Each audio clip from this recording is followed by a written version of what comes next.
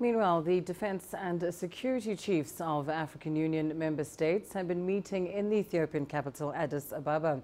And top of their agenda is enhancing the African standby force, as well as the demarcation of African borders and the adoption of a draft AU policy against sexual exploitation by AU peacekeepers. Here's CGTN's Girum Chala with more. These African ministers of defense met to discuss issues of safety and security across the continent, from better operationalizing the African standby force and its regional wings to stabilizing the areas affected by Boko Haram.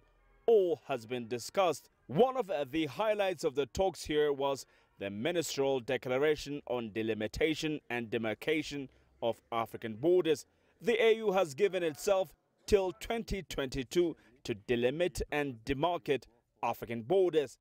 I cannot overemphasize the importance of this strategy, which aims to practically respond to the range of development and security issues, and which will truly transform our borders from barriers to bridges. The chair of the defense ministers meeting, who is also Rwandan Minister of Defense, James Kabarebe, told his fellow ministers for this meeting to provide what Africa needs, they must hold a spirit of reform while discussing matters of concern. The 11th Specialized Technical Committee for Defense, Safety and Security meeting has been convened at the critical time when the African Union is in the process of working out how to reform its way of doing business. It is therefore imperative that we also subscribe to the same spirit and pace. This specialized technical committee meeting for defense, safety and security is also tasked to adopt a draft policy on prevention and response to sexual exploitation and abuse by AU peacekeepers. The African Union wants its peacekeeping and peace support missions to consider the highest global standards in this regard.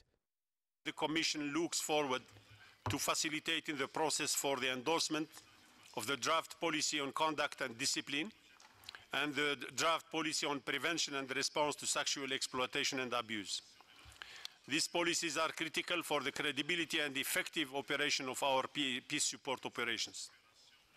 In this respect, I wish to express the African Union's appreciation for the support and efforts of our member states in enabling us reinforce our commitment to uphold international norms and standards. The outcomes of the African Defense Chiefs meeting are critical for the peace and stability of the entire continent.